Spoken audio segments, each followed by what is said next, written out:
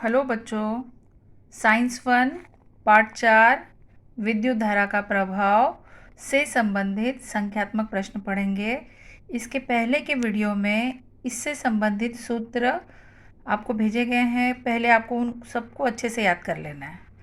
प्रश्न पहला, विद्युत परिपथ के एक विद्युत प्रतिरोध में ऊष्मीय ऊर्जा 100 W की दर से प्रवाहित हो रही है।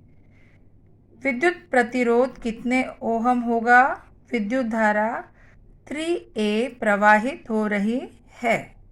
तो सबसे पहले बच्चों, आप दी गई जानकारी ध्यान से देखोगे और उसको लिखोगे। तो पहली जानकारी क्या है? 100 W। अब ये W अर्थात वाट शक्ति की इकाई है। तो ये 100 किसका मान दिया है?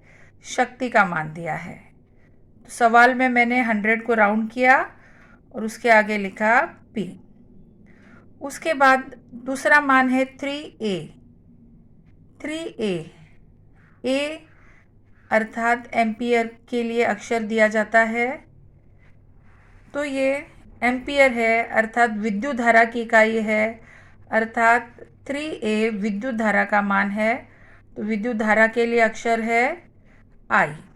तो दो जानकारी दी है, P का मान 100 W यानी वॉट, I का मान 3A। पूछा क्या है? प्रतिरोध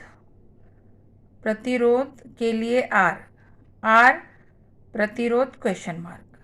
अब सबसे पहले जो हमने सूत्र पढ़े हैं उसमें शक्ति का सूत्र मैंने कहा था पवई से याद करो, P बराबर VI। तो आपको इस सूत्र में P का मान पता है, I का मान पता है, तो इस सूत्र से आप V का मान ज्ञात कर लोगे इस प्रकार। परंतु प्रश्न में R पूछा है, तो ओम का नियम का उपयोग करके R का मान ज्ञात कर लेंगे। R बराबर V बटे I, रवि नाम याद करने को कहा था। R बराबर V बटे I। तो जब V और I का मान पता है तो उसमें भाग देकर हमने R का मान ज्ञात कर लिया। ठीक है। अब अगला प्रश्न देखो। दो टंगस्टन बल्ब 220 V विभवांतर पर चलते हैं। बच्चों, हमारे घरों में जो बिजली है उसका विभवांतर भी 220 वोल्ट है। वे क्रमशः 100 वाट और 60 वाट विद्युत शक्ति के हैं। ठीक है, और समांतर क्रम में हैं। विद्युत धारा पूछी है, तो दी गई जानकारी लिखी कि पहले बल्ब की शक्ति P1 100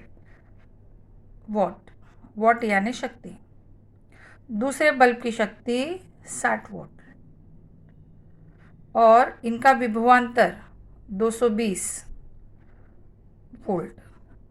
I पूछा है।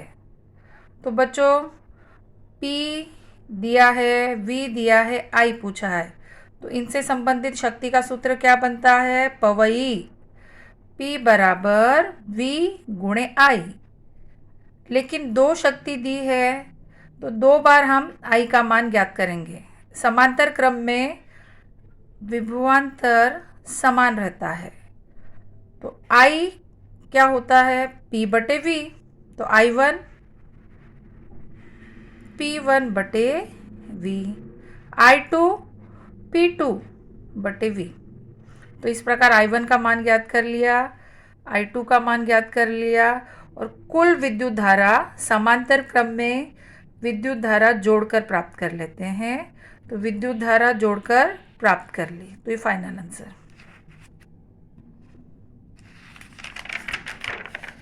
इसके बाद अगला प्रश्न है, 1100 वाट विद्युत शक्ति की स्त्री रोज 2 घंटे उपयोग किए जाने पर अप्रैल महीने में उसके लिए कितनी बिजली का खर्च होगा, ये आपका प्रश्न दिया है। तो सबसे पहले जब भी बिजली कितनी खर्च हुई ये प्रश्न पूछा जाता है तो विद्युत शक्ति दी जाती है और समय दिया जाता है।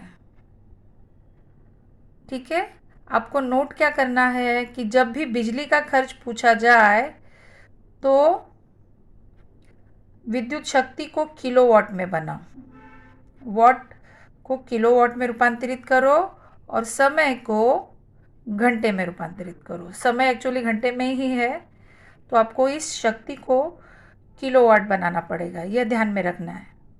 क्योंकि शक्ति की इकाई वाट है लेकिन बिजली से संबंधित प्रश्न आए तो किलोवाट बनाओ। तो जब भी बिजली से संबंधित प्रश्न आते हैं कि कितनी बिजली खर्च हुई, ठीक है, तो क्या दिया जाता है कि जो उपकरण यूज़ किया जा रहा है उसकी शक्ति क्या है और ये उपकरण कितने समय तक चलता है। उपकरण की शक्ति दी जाती है और ये उपकरण कितने समय के लिए चलता है ये दिया जाता है। बहुत इम्पॉर्टेंट प्रश्न है ये। तो सबसे पहले जो ये शक्ति है उसको हम 1100 वाट दी है, इसको हमने 1000 से भाग दिया और किलोवाट में रूपांतरित करा। इसके बाद जो उपकरण है उसका शक्ति है 11/10 किलोवाट। अब शक्ति पता है उपकरण की, अब हमको ये पता करना है कि ये कितने समय चलता है। अब सवाल में जानकारी दी क्या है कि प्रतिदिन 2 घंटे, तो अप्रैल महीने में कितने घंटे चला रहेगा।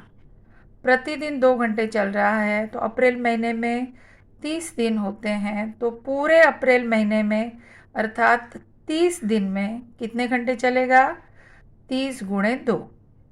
तो दूसरी जानकारी हमने लिखी, कुल समय 2 गुणे 30 60 घंटे।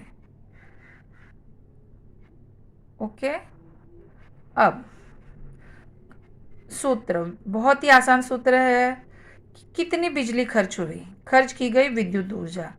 कैसे ज्ञात करते हैं, उस उपकरण की शक्ति गुणे समय। बहुत ही आसान, शक्ति और समय ये आपको दिया जाता है, इनका गुणा करना है। तो शक्ति और समय का गुणा किया तो 66 किलोवाट आवर मिला। किलोवाट आवर शक्ति गुणे समय, तो किलोवाट आवर को ही यूनिट कहते हैं। तो किलोवाट आवर को ही यूनिट कहते हैं।